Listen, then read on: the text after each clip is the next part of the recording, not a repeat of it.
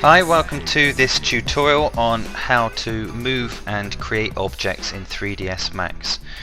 The first thing we're going to do is set up our units so they're the same, so like meters or centimeters, and we're going to use millimeters. So if you go to customize along the top here and go to unit setup, and we're going to use millimeters, and I'm on internationals there. So we're on millimeters, and first thing we're going to have a look at now is creating geometries, and your geometries are over here under create, and make sure that you're selected here on geometries. There are lines, shapes, cameras that you can add. We're going to use geometries, and make sure that from down here all the types of geometries and standard things you can make, well, we're on standard primitives. And what we're going to do is we're just going to create some spheres. So if I just click around here and create a load of spheres, and the first thing we're going to do is look at the selection tool. So by left clicking on different objects, I can select them, and by pressing Z I can go in closer and look at the object. I can use the middle mouse wheel to roll in and out. I could select two objects here and press Z to bring those both into view. At the moment I have the window crossing tool selected. If I was selected like this, if I select these two objects now, it will only select the two that have actually been completely covered by the selection tool. This time it will select all three. By pressing Q I can scroll between the type of selection tool. So here we have the normal rectangular version, circular version. This is just the line tool, and you can select them that way. Press Q. You can select them this way.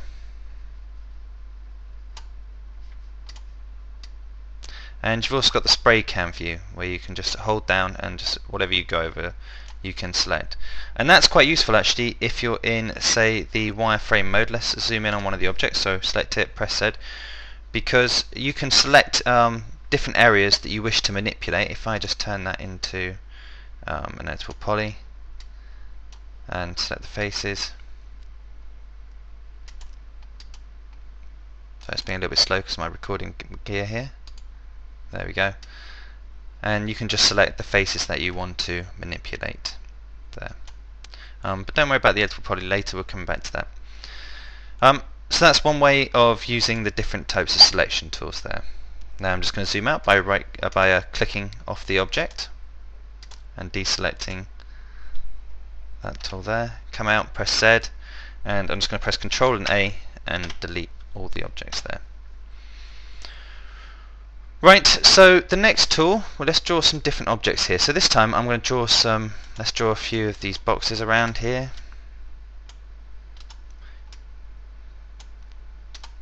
You'll notice that the Z's the last object, so you do the height afterwards on those there.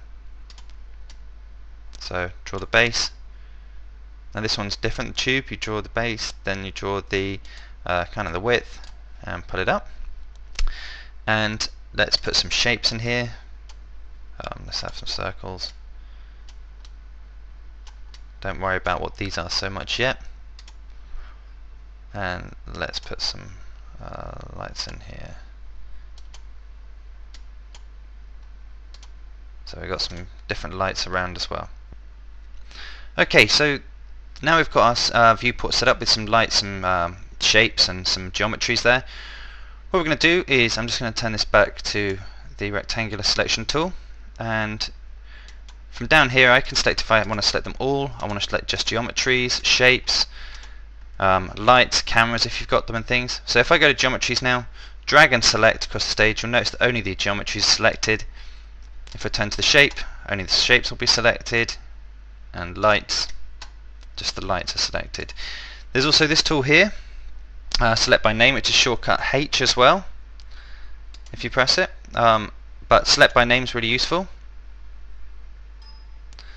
And what we can do here is you can select which box or which circle or which light you want to select, and I can go OK to that, and then press Z, and I'll zoom in on that object as well. You should really rename your objects when you create them so they're easier to find in the long run. But for the moment, that's just an example way of doing it. So if I just select off the object there, make sure nothing's selected, press Z, and it will come back to the stage. Control and A to select everything, and press delete. Now I'm going to show you how to move some objects. So if we go from here, I'm just going to create a normal standard primitive. So I select that first, and then I select a geometry, and we're going to have a teapot here. So I drag it out from there, and let's go back to the selection tool. So with that tool selected, I can select to move it. Now if you don't have these arrows when you first do it, you might have pressed X by accident earlier, or it might be set up that way. X locks down different, so if I hold down there, I can only move it on the X axis. If I hold down here, if I select that, I can only move it on the Z axis, and so on. So X is helpful for locking down different areas that you'd want to move. You can also move it along the Y axis, along the X axis, and along the Z axis. The way to think of this as well is, why is Z axis pointing upwards? Well, that's because if you were taking it from an orthographic point of view, where you were viewing it from above, the Y and the X would be along the graphical paper that way, and Z would be the depth up and down. So that's why Z is up this way at the moment. You can also move your object down here by selecting, say if I want to move it right back to the middle again, the X, Y and the Z there. Also, this is quite useful, the absolute mode. So at the moment I'm moving it in relation to where it is, and it's X and Y axis on the stage. So if I move it over here, you'll see the X axis is now 982.913 millimeters. But if I wanted to move it, say, accurately back 50 millimeters, if I make it absolute, now the point is relevant to the object, and I can just select it and go, say, -50, and it will just shift it back 50. So, and it returns back to 0 again. I can turn that off, and it will go back to where it is actually on the stage there as well. So that's quite a useful tool for moving around. Let's just have another example. So, for example, if I have it up here, and I want to move it down on the Z axis, maybe half a meter or something. If I go -500, that'll move it down half a meter, and it returns to 0. I can turn that off, and let's return everything back to 0, and that will take it back to the center of the stage and the viewport. You can also have different views here. For example, that's now relevant to the screen that we're looking at. That's obviously relevant to the view. To the world is similar. To local is very cool, because that's to do with the actual object and things. So local, let's just rotate that so you can have a look. So if I grab this rotation tool here and rotate the object, and it's relevant to the view at the moment, so if I come back off it again and go to the move tool, you can now see that it's on local, and the X, Y and Z are that way. But if I go to view, they change to this way. So in view mode, the X, Y and the Z are relevant to the view, but in local, they're relevant to the object.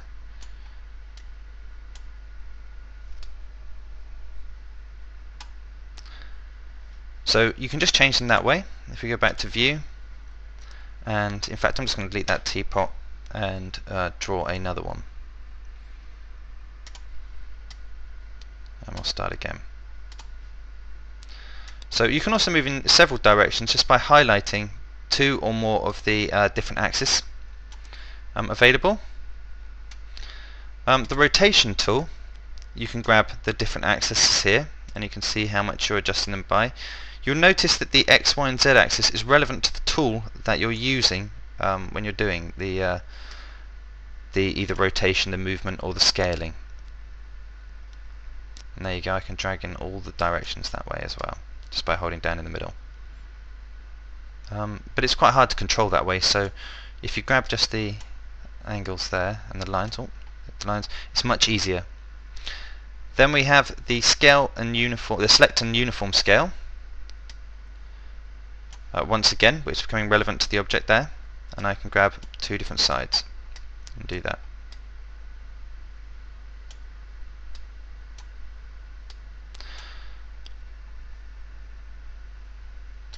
And let's just delete the object. So that's how to select and move some objects on the stage, and that's going to be sort of how you move around and direct yourself through the scene. It's also important to know that you can, some of the motion tools are holding down Z, as I've mentioned in some earlier tutorials. The middle mouse wheel helps you pan around, and Alt and the middle mouse wheel helps you zoom around and have a look around your object. You can also go back to the standard view there just by pressing the little house symbol, which will appear when you roll over it. Okay, so now we're going to create some objects, and to do that you'll need to come over to here and create, and we're going to create geometries. And what we're going to do is we're going to go through and create some standard primitives, some extended primitives, some doors, windows, things like that. We're going to start with standard primitives, and the first thing I'm going to do is create a box. And how do you create a box? Well, what you do is you click and drag out your box. Don't worry about the size, we're going to modify the size first. So what I can do over here is select the modification site over here. That's next to create, modify. It's almost like that blue rainbow kind of thing. And I'm going to create, let's make it one width, one height, and one length segment as well. So you can also create the height here. We're working in millimeters at the moment, so let's make it 1 meter. So that's 1000.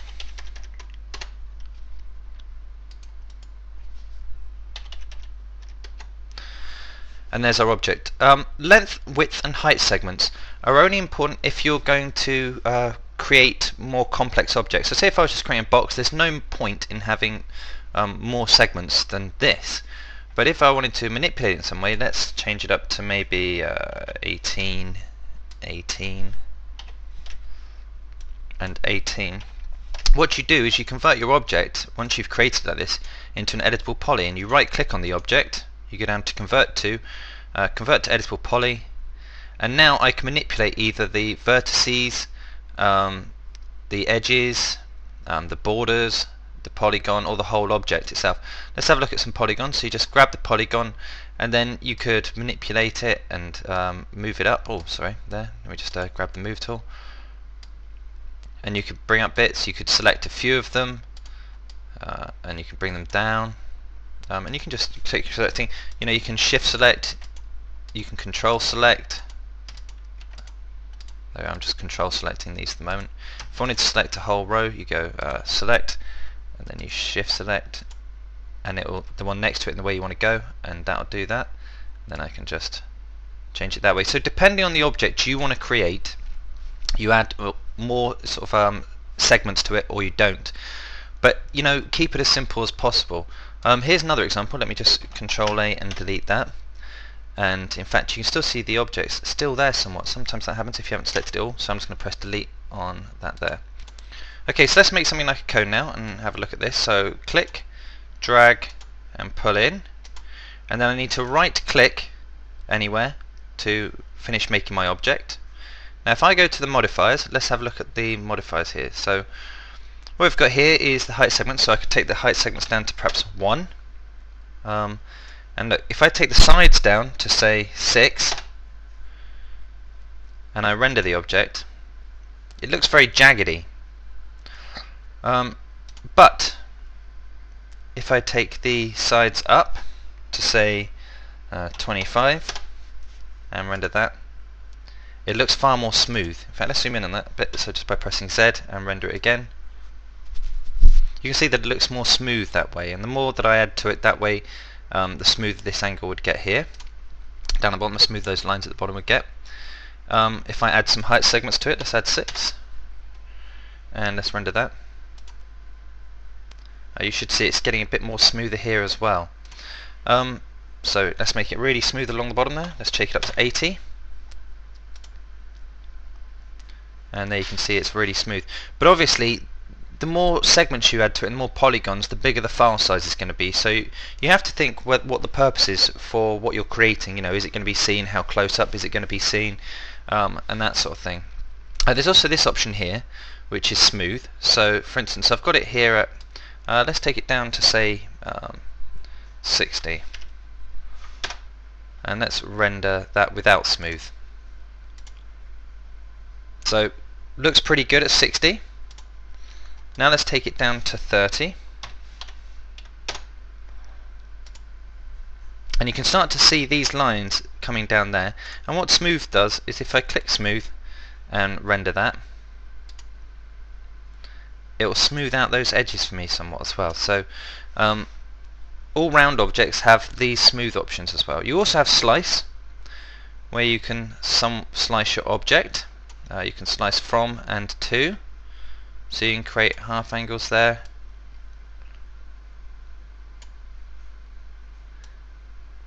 And like that. Other objects as well. So let me just delete that, and let's create a sphere. And here, with a hemisphere, I can adjust the hemisphere there, and I can slice it. You can also adjust the squash as well on the hemisphere.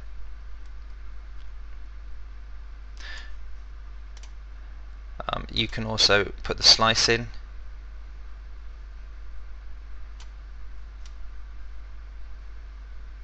that way as well, so we can adjust and make many different shapes. So geosphere, so you can, this uses different types of polygons, but you can come in here and just come and manipulate these. The cylinder, so what you do with the cylinder is you click out, and then you either pull up or down. The tube, so you pull it out, then you pull out the width, and then you give it the height. The torus, or a donut, and you can do many different things with that. Pyramid. The teapot, which is basically a test icon, so you can test different things out on that. And the plane, which is just along the floor, so it's just almost like a piece of paper. Okay, so now let's have a look at the extended primitives. So if I click on those, and there's many different more sort of complex shapes here, like the torus knot. Hello, torus knot. These are all just basic starting points for any object you want to create. There's a chamfer box which has a rounded edge, like that, and you could turn smooth off and make it, let's render that a sec. So it's got some hard edges, turn smooth on, change the amount of sections that you have to make it smoother. Just delete that.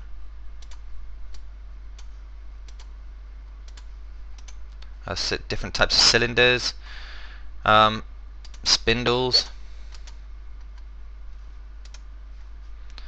and so on. So there's many different objects you can start with to create different objects, and that's basically, for instance, say you're going to create a table or a chair or something like that. You might start with the fundamental shape of it, like a box or something.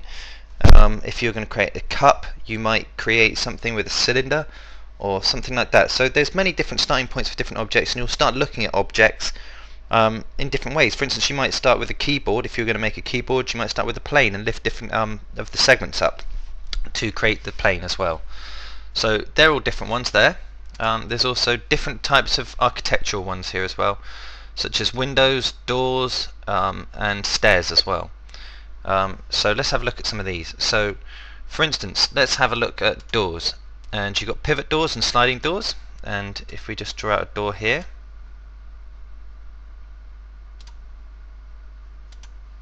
so I did the width first, Then I did the depth and height. You can choose that over the creation method as well, which way you want to do it. And we've got that. And you can choose whether it's a flip switch hinge. Let's open it a little bit. So I can use the degrees to open it. Perhaps it's going to be double doors. Interesting when it comes down to the animation, although we're not hitting the animated points here, anything that has these arrows pointing to them can be given keyframes to animate. So there's different types of doors there. Let's just select that and make sure it's deleted. Let's try a different door. So here we have a sliding door. So drag it out for the width, then the depth, then the height. Let's have a look at it open. So we're going to open that way, or perhaps it's going to open that way, or perhaps it's going to open this way. So there's many different options you've got for different ways it can be opened. Remember, you can adjust the parameters here for the height. So if I wanted to make it 2 meters, and I'm working in millimeters, remember. Right. There's my object. So there's the doors. Let's delete that. Windows. Let's have a look at some windows. So same again, width, depth and height. Width, depth, height. And you can choose what type of doors they are, what type of windows they are. So this is an awning window. Let's have a look at a fixed window.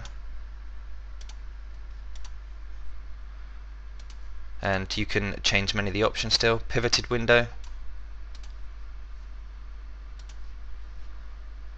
projected window, and a sliding window.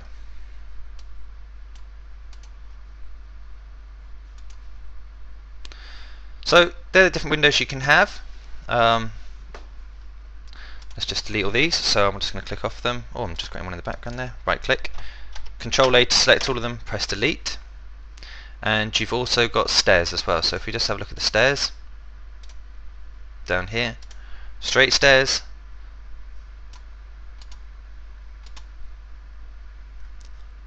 we can have those closed, boxed, open, or we can choose a handrail where the handrail is going to go. Let's just delete that a sec.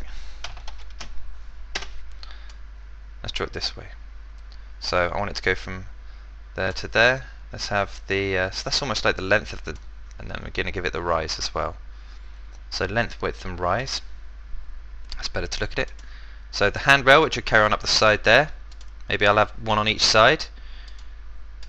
We'll have the rail paths. There we go. I can have the stringers as well. Maybe I won't have the carriage in the middle. Have it closed, boxed, around the back. Look, if we have a look at that, if I hold down Alt in the middle, there you can see there.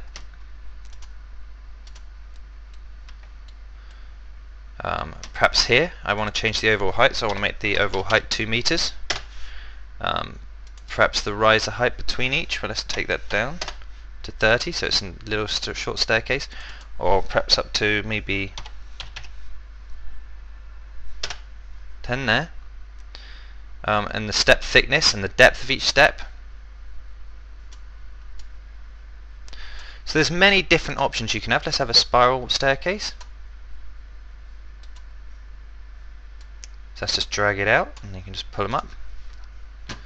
U-type stairs. L-type stairs.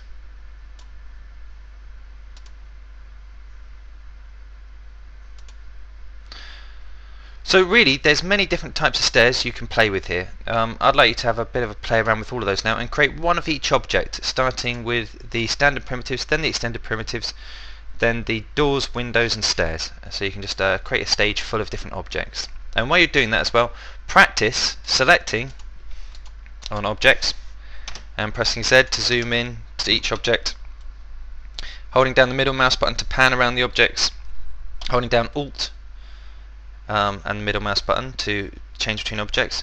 Remember, if you select off the objects by left clicking anywhere and press Z, it'll bring you back to that view. You can also go back to your original view by using the view cube like that, and you can navigate with the view cube. You can even hold on the view cube and navigate around like that as well. So I'd like you to have a go at creating all of those different objects.